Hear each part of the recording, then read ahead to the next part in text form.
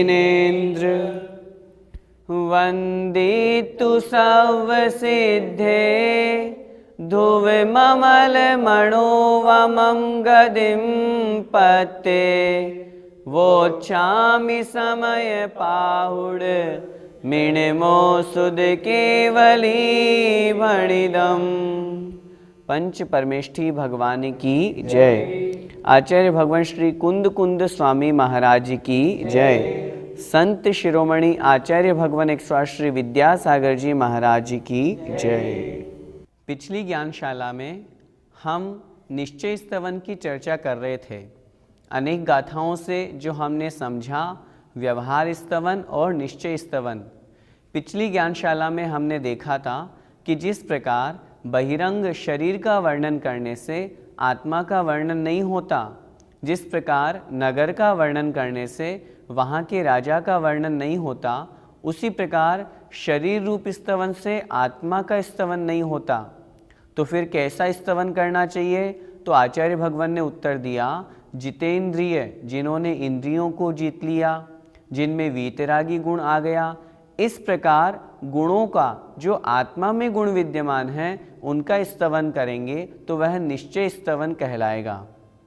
आज की इस कक्षा में हम उसी निश्चय स्तवन की दूसरी गाथा को समझते हैं, जिसमें आचार्य भगवान जिन्होंने कर्मों को जीत लिया, राग द्वेष को जीत लिया, ऐसे गुणों से युक्त आत्मा के स्तवन की चर्चा कर रहे हैं। गाथा क्रमांक 37। जो मोहम तुजिणिता, जो मोहम तुजिणिता, प्राण सहावाधियं मुणदियादम, प्राण सहावादियं मुणदियादम, तम जिद मोहम साहुम, तम जिद मोहम साहुम, परमठ वियाणयादिन्ति, परमठ वियाणया विन्ति। बोलिए। जो मोहम तुजिणिता, प्राण सहावादियं मुणदियादम, तम जिद मोहम साहुम, परमठ वियाणया विन्ति।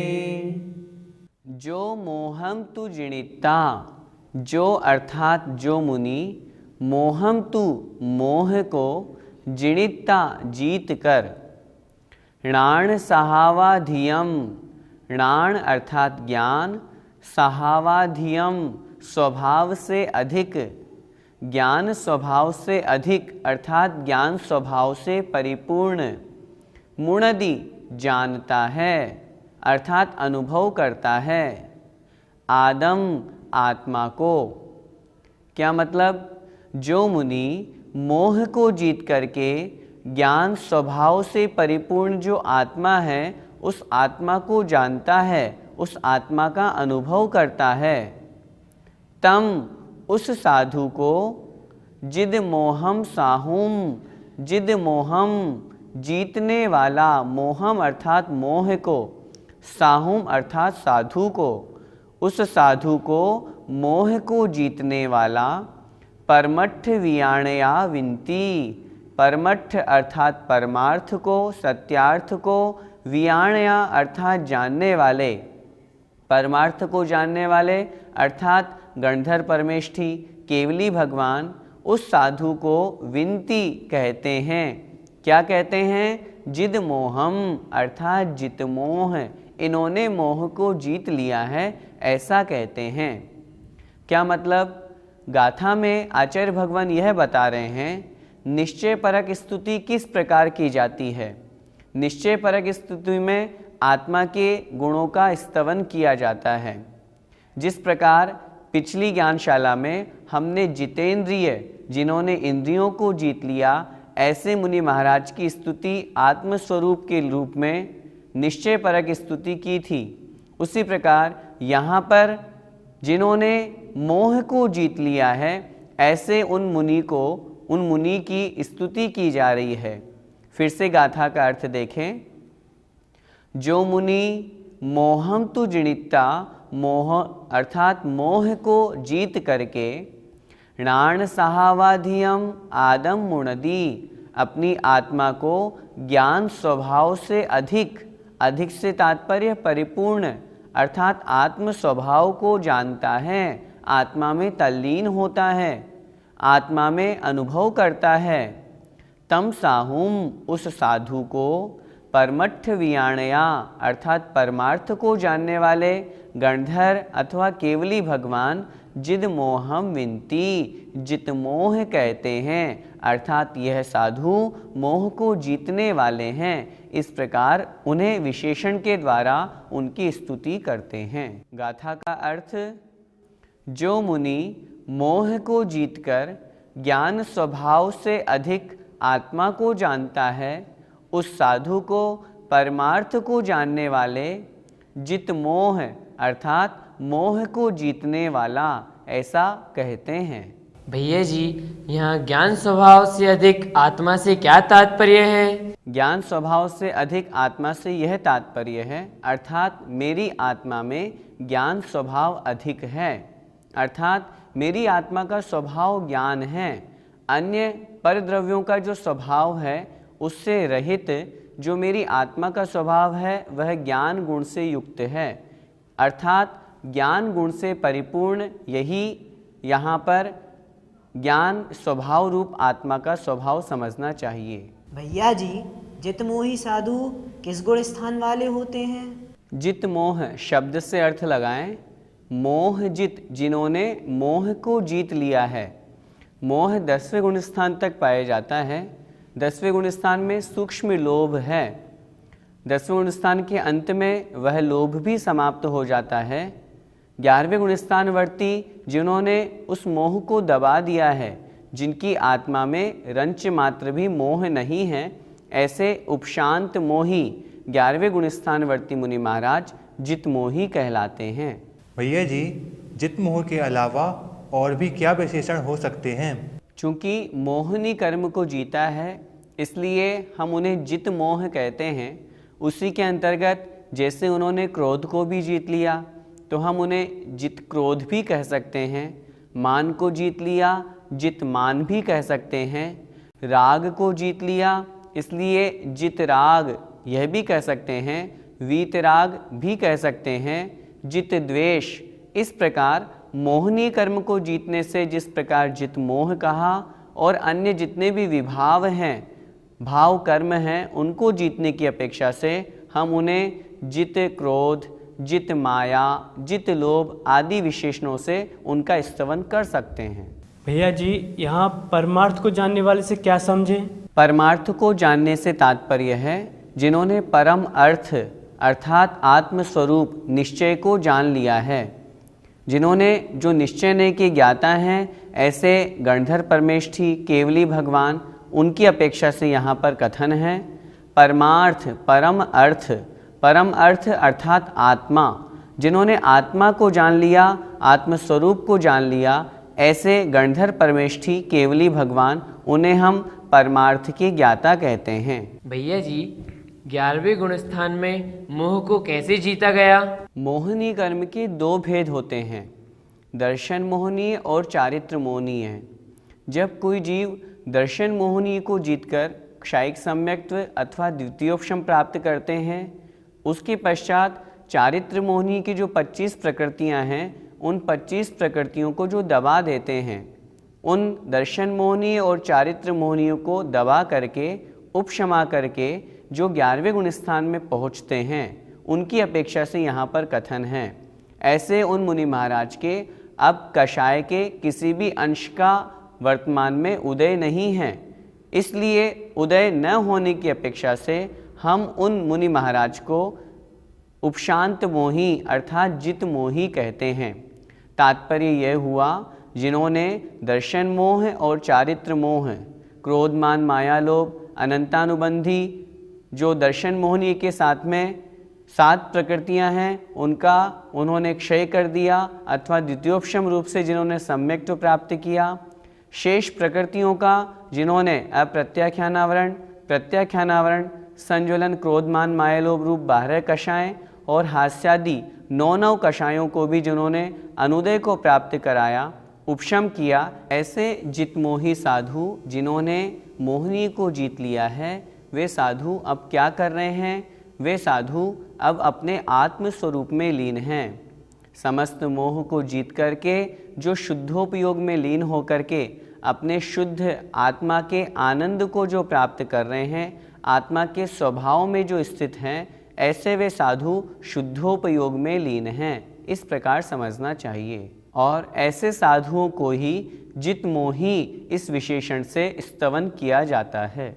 इस गाथा का पद्यानुवाद देखते हैं। सम्मोह को शमित भी जिनने किया है, आधार ज्ञान गुण का मुनि हो लिया है। वे वीतराग जित मोह सुधि कहाते, विज्ञान के रसिक यो हमको बताते। यहाँ विज्ञान के रसिक से तात्पर्य गणधर परमेष्ठी अथवा केवली भगवान, जिन्हें सर्वज्ञान सर्वज्ञ जो हो गए हैं, वीतराग विज्ञान से जो संयुक्त है, ऐसे वे केवल ज्ञानी हमें इस प्रकार बताते हैं। निश्चय परक स्तुति का वर्णन चल रहा है। हमने जो निश्चय परक स्तुति है उसमें जितेंद्रिय विशेषण समझा, जितमोह विशेषण समझा। उसी प्रकार और अन्य हम निश्चय परक स्तुति के अंतर्गत किन किन विशेषणों को ग्रहण कर सकते हैं, उसके बारे में आचार्य भगवान यहाँ पर चर्चा कर रहे हैं। इस गाथा में आचार्य भगवान उस आत्मा को जिन्होंने मोह को क्षय कर दिया, ऐसे उस आत्मा को क्षीण मोह कहते हैं। इस प्रकार कह करके हम उस आत्मा का निश्चय परक स्तुति कर सकते हैं। आइए देखते हैं गाथा क्रमांक 38। जिद मोह सदुजैया, जिद मोह सदुजैया, क्षीणो मोहो हविज्ज साहुस, हीरो मोह हविज्ज साहुस, तैयाहु क्षीण मोहो, तैयाहु क्षीण मोहो, भण्णदिशो निच्छय विदुहि। भण्णदिशो निच्छय विदुहि। बोलिए। जिद मोह सदुजैया, क्षीणो मोह हविज्ज साहुस, तैयाहु क्षीण मोहो, भण्णदिशो निच्छय विदुहि। जिद मोहस्य दुजैया। जिद मोहस्य, जिसने मोह को जीत लिया है। जैया, जिस समय उन साधु की चर्चा चल रही है, उन साधु ने जिस समय मोह को जीत लिया है। क्षीणो मोहो हविज्ज साहुस्य। क्षीणो अर्थात क्षीण, मोहो अर्थात मोह, हविज्य होता है साहुस्य उस साधु के। जिस समय जिन साधु ने मोह को जीत लिया है, उस साधु के उस समय मोह क्षीण होता है। तैयाहु क्षीण मोहो। तैया उस समय, हु अर्थात निश्चित रूप से, क्षीण मोहो क्षीण मोह, भण्णदी कहते हैं। सो अर्थात उसे, उस आत्मा को। उस समय निश्चित रूप से उस आत्मा को क्षीण मोह कहते हैं। कौन कहते हैं? निश्चय विदुहि। निश्चय अर्थात निश्चय के, विदुहि अर्थात जानने वाले। जो निश्चय को जानने वाले हैं, ऐसे गणधर भगवान अथवा केवली भगवान उस समय उन साधु को क्षीण मोह कहते हैं। किनकी चर्चा चल रही है? पिछली गाथा में हमने जित मोह इस विशेषण से युक्त आत्मा की चर्चा की थी, जिन्होंने मोहनीय को जीत लिया है, अर्थात मोहनीय को उपशम कर दिया है, मोहनीय को दबा दिया है। इस गाथा में उससे एक कदम और आगे बढ़ाकर 11वें गुणस्थान से 12वें गुणस्थान की चर्चा की है, जिसमें उन साधु ने मोहिनी का पूर्णतया क्षय कर दिया। चूँकि पहले मोह को जीता, जीतने के पश्चात उसका क्षय कर दिया, इस अपेक्षा से यहाँ क्षीण मोह की चर्चा है। फिर से गाथा का अर्थ अन्वय से लगाते हैं। जैया जिस समय जिसने मोह को जीत लिया है, साहुस उस साधु के उस समय मोहो क्षीणो हविज्य अर्थात मोह क्षीण होता है। जिस समय उस साधु ने मोह को जीत लिया, उस समय उन साधु का मोह क्षीण हो जाता है, मोह नष्ट हो जाता है। तैया उस समय उस साधु को क्षीण मोहो भण्णदी, क्षीण मोह कहते हैं। कौन कहते हैं? जो निश्चय को जानने वाले गणधर केवली भगवान हैं, वे उन साधु को क्षीण मोह इस विशेषण से पुकारते हैं, उस विशेषण से उनका स्तवन करते हैं। गाथा का पूरा अर्थ देखें। जिसने मोह को जीत लिया, ऐसे साधु के जिस समय मोह क्षीण होता है, उस समय निश्चय के जानने वाले उस साधु को क्षीण मोह इस नाम से कहते हैं। भैया जी, क्षीण मोहपना कौन से गुण स्थान में प्राप्त होता है? क्षीण मोह, जिन्होंने मोह को क्षय कर दिया, क्षय अर्थात नष्ट कर दिया। इसकी दो प्रकार से परिपाटी समझनी चाहिए। 10वें गुण स्थान के अंत में जब मोहनी कर्म का संपूर्ण रूप से नाश कर दिया जाता है, उस अवस्था से आगे बढ़कर क्षपक श्रेणी आरूढ़ करने वाले या क्षपक श्रेणी से आगे बढ़ने वाले मुनि महाराज 10वें गुण स्थान से सीधे 12वें गुण स्थान में पहुँचते हैं। मोहनी कर्म का क्षय करके वे 12वें गुण स्थान में प्रवेश करते हैं और 12वें गुण स्थानवर्ती मुनि महाराज को क्षीण मोह की संज्ञा दी जाती है। मात्र 12वें गुण स्थानवर्ती मुनि महाराज ही नहीं, 12वें से आगे 13वें और 14वें गुण स्थानवर्ती मुनि महाराज भी इस संज्ञा को प्राप्त होते हैं। इस प्रकार 10वें गुण स्थान के अंतिम समय में संपूर्ण मोह को क्षय करके आगे जो 12वें गुण स्थान में पहुँचे, उन मुनि महाराज की अपेक्षा से क्षीण मोह यह विशेषण समझना चाहिए। भैया जी, क्षीण मोहपना कौन से ध्यान का फल है? जहाँ ध्यान की चर्चा आचार्यों ने की, वहाँ पर ध्यान 4 प्रकार के बतलाए। आर्त ध्यान, रौद्र ध्यान, धर्म ध्यान और शुक्ल ध्यान। इन 4 प्रकार के ध्यान में परे मोक्ष हेतु बाद के जो 2 ध्यान हैं, धर्म ध्यान और शुक्ल ध्यान, ये मोक्ष में निमित्त हैं, मोक्ष में कारण हैं। हम क्षीण मोह की चर्चा कर रहे हैं। क्षीण मोह किस ध्यान का फल है? आचार्य भगवान वीरसेन स्वामी महाराज के अनुसार 10वें गुण स्थान तक धर्म ध्यान पाया जाता है। इस अपेक्षा से आचार्य वीरसेन स्वामी महाराज की अपेक्षा से धर्म ध्यान का फल क्षीण मोह गुण स्थान समझना चाहिए, क्योंकि जो मुनि महाराज क्षपक श्रेणी आरूढ़ करके आगे बढ़ रहे हैं, वे 10वें गुण स्थान से सीधे 12वें गुण स्थान को प्राप्त होंगे।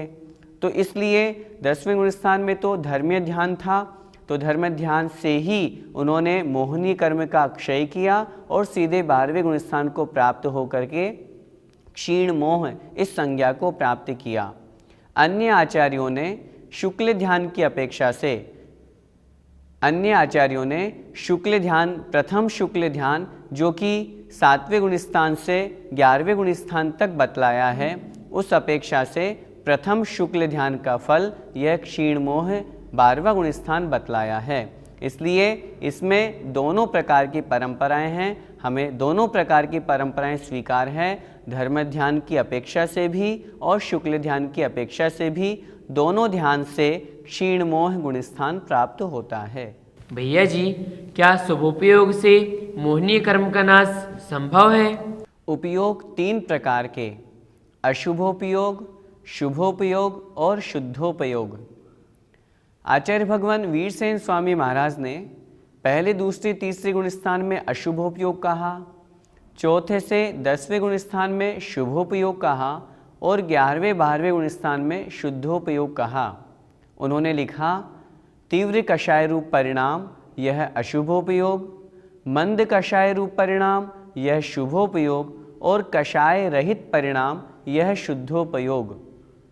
आपने प्रश्न किया, क्षीण मोह 12वें गुणस्थानवर्ती मुनि महाराज, क्या शुभोपयोग से वह गुणस्थान प्राप्त किया जा सकता है?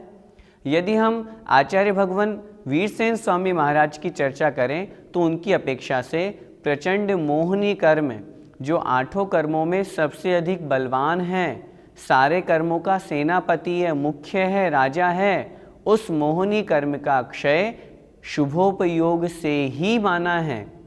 कुछ लोग जो शुभोपयोग को हे कहते हैं, उनको इस कथन को बड़े ध्यान से समझना चाहिए। शुभोपयोग को यदि हे मानेंगे तो फिर मोहनीय कर्म का क्षय कैसे होगा? फिर तो जो कलिकाल सर्वज्ञ की उपाधि को प्राप्त है, ऐसे वीरसेन स्वामी महाराज का यह कथन झूठा हो जाएगा। उन्होंने जो धवला आदि महान ग्रंथ लिखे वो कथन झूठे हो जाएंगे। उन्होंने धवला में स्पष्ट लिखा, शुभ और शुद्ध परिणामों से यदि कर्मों की निर्जरा नहीं मानोगे तो कर्मों की निर्जरा होगी ही नहीं। इससे यह सिद्ध होता है कि शुभोपयोग से कर्मों की निर्जरा भी होती है। यदि हम ऐसा माने कि शुभोपयोग से मात्र कर्मों का बंध ही हो तो यह हमारी गलत धारणा है। शुभोपयोग से कर्मों की निर्जरा भी होती है। और देखो, साफ स्पष्ट यहाँ हमको समझ में आ रहा है, प्रचंड मोहनीय कर्म जो 10वें गुणस्थान के अंत में समाप्त हुआ, चूँकि वहाँ शुद्धोपयोग तो है नहीं, आचार्य वीरसेन स्वामी महाराज की अपेक्षा से वहाँ शुद्धोपयोग नहीं है। उनके अनुसार शुद्धोपयोग 11वें 12वें गुणस्थान में है, इसलिए शुभोपयोग से ही मोहनीय कर्म का क्षय हुआ है। इसलिए हमें शुभोपयोग को एकांत से हे नहीं मानना चाहिए। शुद्धोपयोगी मुनि की अपेक्षा से शुभोपयोग हेय है, लेकिन जब शुद्धोपयोग में पहुँचेंगे तब हेय है। अभी हम शुभोपयोग में हैं अथवा संसार में हैं, शुद्धोपयोग को प्राप्त नहीं हुए, इसलिए शुभोपयोग हमारे लिए परम उपादेय है। यदि हम यह विचार करें कि हमारे लिए शुद्धोपयोग ही उपादेय है, अशुभोपयोग और शुभोपयोग को यदि हम हे कह देंगे तो हम विचार करें शुद्धोपयोग हमें प्राप्त होना नहीं, क्योंकि वह 11वें 12वें गुणस्थानवर्ती मुनि महाराज अथवा 7वें आदि गुणस्थानों से प्राप्त होने वाले मुनि महाराज को प्राप्त होता है। तो उससे पूर्व की अवस्था में यदि दोनों उपयोगों को, अशुभोपयोग को और शुभोपयोग को हे कह देंगे तो जाएंगे कहाँ? इसलिए अच्छी तरह से इस चर्चा को समझकर शुभोपयोग उपादेय है, उसके द्वारा मोहनीय कर्म का क्षय होता है, ऐसा हमें समझना चाहिए। आज की इस ज्ञानशाला में निश्चय परक स्तुति के हमने 2 विशेषणों की चर्चा की। पहला, जित मोह, जिन्होंने मोहनीय को जीत लिया है। दूसरा, क्षीण मोह, जिन्होंने मोहनीय को क्षय कर दिया है, मोहनीय का नाश कर दिया है। ऐसे 2 विशेषणों से युक्त निश्चय परक स्तुति यहाँ पर की गई। इस गाथा का पद्यानुवाद देखते हैं। जीता विमोह मुनि ने जिससे अभागा, कोई पता नहीं कहाँ कब मोह भागा।